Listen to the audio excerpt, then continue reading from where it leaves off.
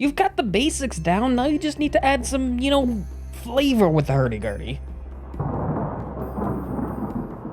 It's really coming down outside. I think we should head up to the deck and see if anyone needs any help outside.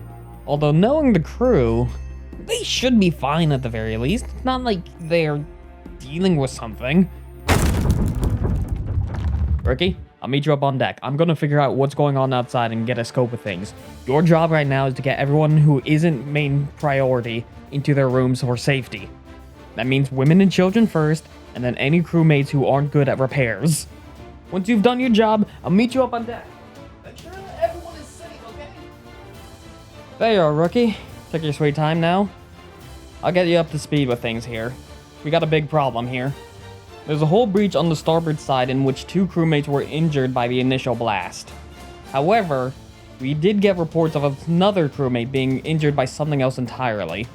He's fine, he's just in the med bay trying to recover. We did see a little bit of suckle marks on him. And no, not by someone's mouth. I mean tentacles, suckle marks. Now the problem is, because we took damage trying to dodge a Charybdis whirlpool, it means we are in dangerous territory as of now.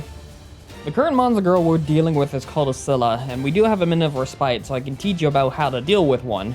However, the longer we wait, the more risk someone getting captured and dragged off forever into the sea. Today's monster girl is the Scylla. They are molluscan demi-human type monster girl that belong to the family of Scylla. Their habitats are the ocean, their natures are strong-willed, and their diets are omnivorous, ocean-based.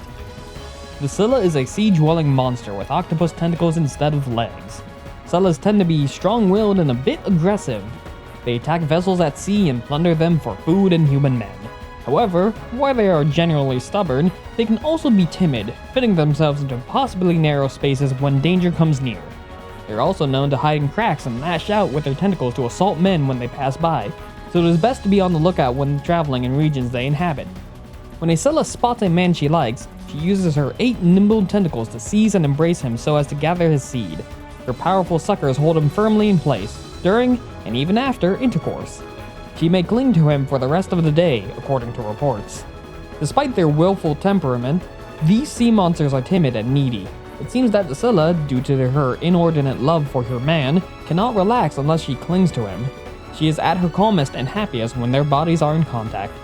During moments such as these, she slides her sticky tentacles fondly across his skin, sending pleasure jolting through his body and revitalizing his passion. The Scylla then reinitiates intercourse, entwining her body around his. The Scylla shares its habitat with the Charybdis, and they are often spoken of together. It is common for a Scylla to abduct a man from a vessel immobilized by a Charybdis whirlpool. Scyllas are also known to lurk near the lair of a Charybdis, hoping to catch a man spat out by her. Sometimes they may go so far as to infiltrate the layers of Charybdis. For these reasons, Scyllas are highly amicable towards Charybdis. However, as Scyllas are known for slipping to a Charybdis lair to steal men while the Charybdis is copulating with her husband, Charybdis tends to be poorly disposed towards Scyllas. And so, the Scyllas threat level is high. They pose a serious threat to a single hunter. They are also known to attack vessels at sea.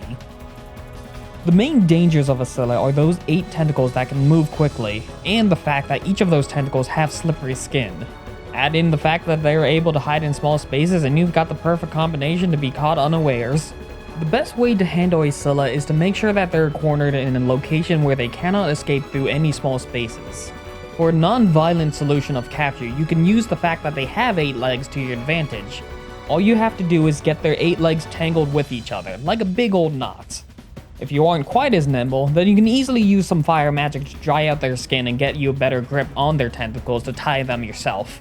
If you get caught in a situation where you truly do need to use violent options, then a bladed weapon should be fine. All you need to do is lop off like 1 to 2 tentacles and they should be scared.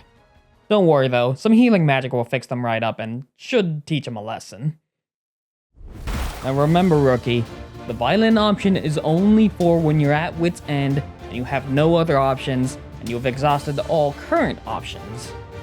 We're not here to murder, we're here to capture and protect. Got it? Although judging by the sound of that, I think we're heading towards another whirlpool. Hit the deck, Rookie, grab onto your railing, just hold on for dear life. It's gonna get bumpy.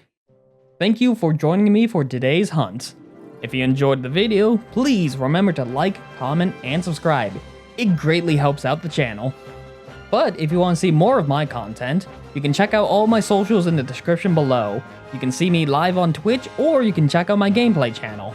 I hope to see you all soon, and remember, stay safe and good hunting, everyone.